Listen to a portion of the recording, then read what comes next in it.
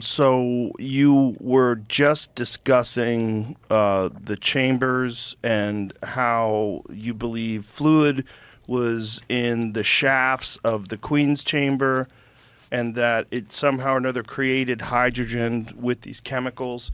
How is the microwave going through those chambers if it's blocked off from the outside? Is it penetrating through the stone? Well, it doesn't go into the Queen's chamber, so it's through the King's chamber shafts, which are open. Okay, so the King's chamber shafts is what's collecting the microwaves. The Queen's chamber shafts have what you believe some chemicals in there. Right.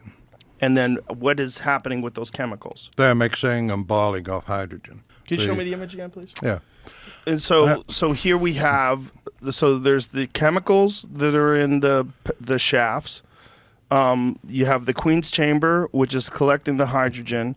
And then what happens into the King's chamber?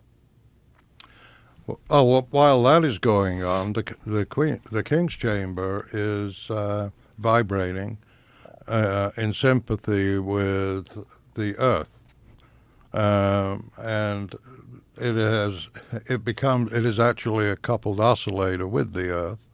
How so? How does that work? Well, a coupled oscillator is a device that's attached to a larger vibrating device, and is in sympathy. And what is causing the King's chamber to vibrate? The passage of vibration through the pyramid. Of the Earth? Of the Earth, which is assisted.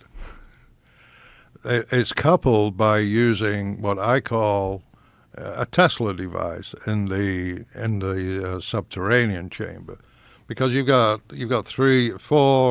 several systems in there, right? So if you got the subterranean chamber, that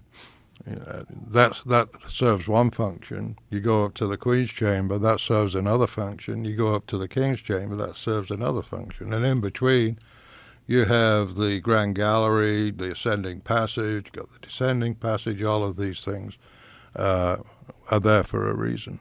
And so the subterranean chamber, how do you think that worked? I would speculate that, and actually, if you read Tesla and some of his writings, he suggests that with a very little energy, you could build a device that imparts energy or thrusts into a structure, and if it is in harmony or the exact frequency with that structure, it could bring the structure down just by an accumulation of energy, of vibration. The amplitude would keep, and if you kept pounding it and pounding it and pounding it, eventually it would all come down.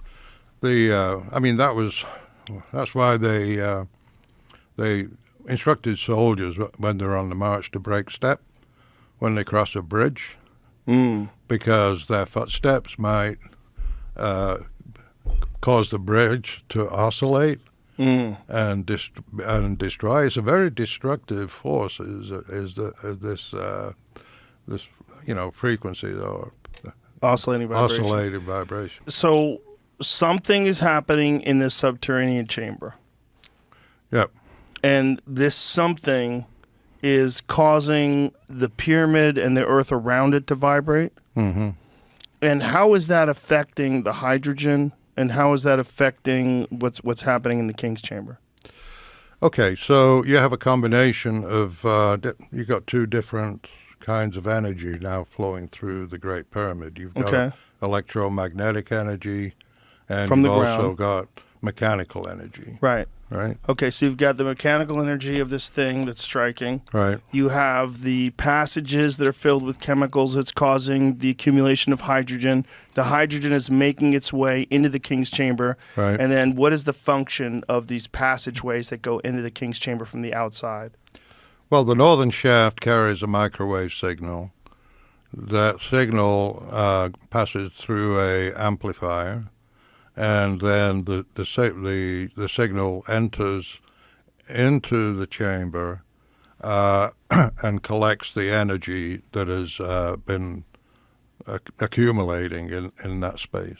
It's crazy that this makes sense. Well, That's what I was trying to get. There's a bunch of slides in here that are really interesting, but we haven't got to them yet. Well, we got time. We'll get to those. said Joe. I don't know about me. You're doing great. I may pass out. Have before another it's cup of over. coffee. Here's the northern shaft, but I don't know. Oh, that's the northern shaft. Okay. Southern shaft. So the way it's set up here, now, especially when you're looking at it from this, it really does kind of make sense that this is a passageway for gases and energy.